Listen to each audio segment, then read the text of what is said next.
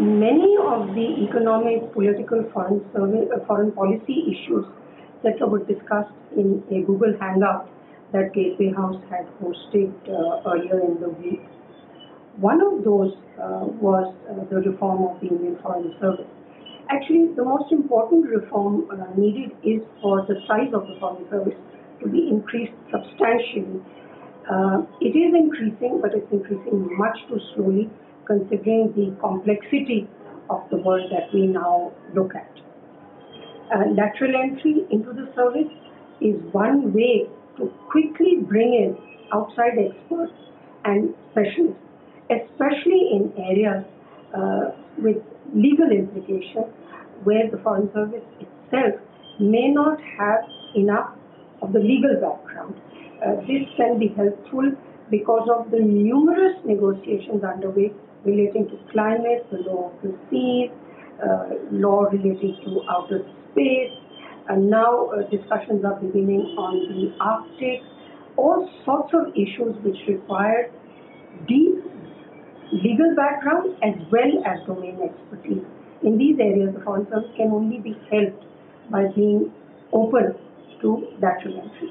You know, we are very fortunate in that we have an extremely professional Foreign Service. It is a professional corps which is recruited through an open competitive examination, and by and large our systems have held. But there are 2 points which need to be underlined. One is that the MEA, that is at the headquarters in New Delhi and in the missions and posts abroad, is grossly understaffed. We have at present something like 770 members in the Indian Foreign Service. There is an expansion plan which was initiated in 2008, which will hopefully result in something like 900 personnel by 2018.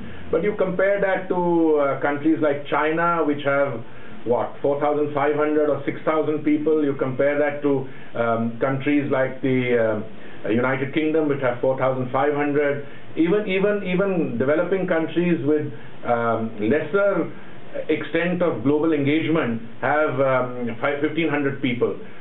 So I think that understaffing needs to be corrected. But more important, or rather equally important, perhaps more important, MEA must be allowed to work. The MEA must be allowed to provide inputs into policy formulation. We have witnessed a trend in the last 10 years when the Prime Minister's office has sought to be the primary area for foreign policy formulation, with the MEA being reduced to just providing inputs. Now that has to change.